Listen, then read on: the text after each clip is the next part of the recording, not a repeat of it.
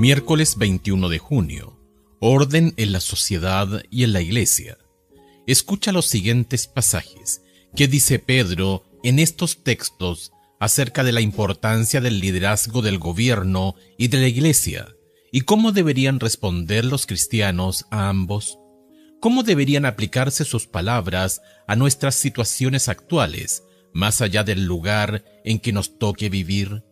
Primera de Pedro, capítulo 2, versos 11 al 21. Amados, yo os ruego como a extranjeros y peregrinos que os abstengáis de los deseos carnales que batallan contra el alma, manteniendo buena vuestra manera de vivir entre los gentiles, para que, en lo que murmuran de vosotros como de malhechores, glorifiquen a Dios en el día de la visitación, al considerar vuestras buenas obras. Por causa del Señor, someteos a toda institución humana, ya sea al rey como a superior, ya a los gobernadores como por él enviados para castigo de los malhechores y alabanza de los que hacen bien.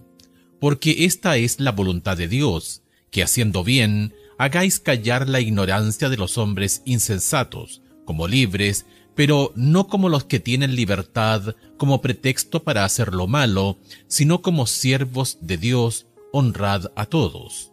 Amad a los hermanos, temed a Dios, honrad al rey.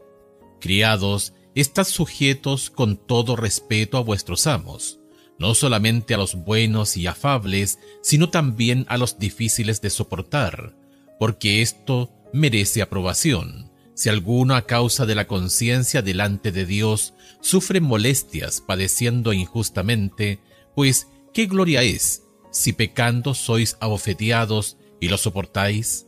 Mas si haciendo lo bueno sufrís y lo soportáis, esto ciertamente es aprobado delante de Dios, pues para esto fuisteis llamados, porque también Cristo padeció por nosotros, dejándonos ejemplo para que sigáis sus pisadas. Primera de Pedro, capítulo 5, versos 1 al 5. Ruego a los ancianos que están entre vosotros, yo anciano también con ellos, y testigo de los padecimientos de Cristo, que soy también participante de la gloria que será revelada.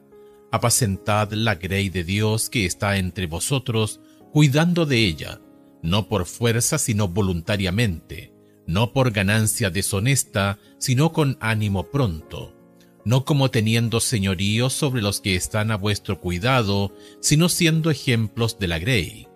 Y cuando aparezca el príncipe de los pastores, vosotros recibiréis la corona incorruptible de gloria. Igualmente, jóvenes, estad sujetos a los ancianos, y todos sumisos unos a otros, revestidos de humildad, porque Dios resiste a los soberbios y da gracia a los humildes. Pedro vivía en una época en que los cristianos eran ocasionalmente perseguidos por el gobierno y por las autoridades religiosas. Esto hace que sea muy importante lo que él y Pablo tienen que decir acerca del papel apropiado de las autoridades gubernamentales. Primera de Pedro, capítulo 2, versos 13 al 17, Romanos capítulo 13, versos 1 al 7.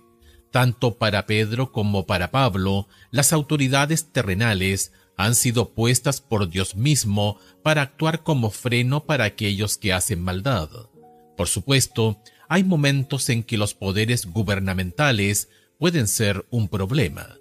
Los cristianos enfrentaban esto en la época de Pedro, y solamente habría de empeorar durante muchos años.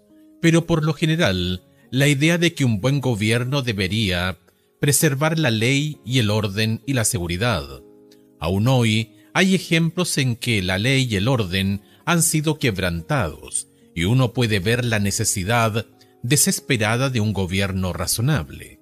Es verdad, un buen gobierno es una de las bendiciones que Dios ha dado a la humanidad.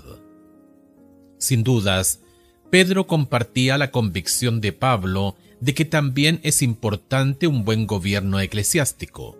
Pablo insiste, comillas, hágase todo decentemente y con orden. Primera de Corintios capítulo 14, verso 40, en los servicios de adoración de la iglesia.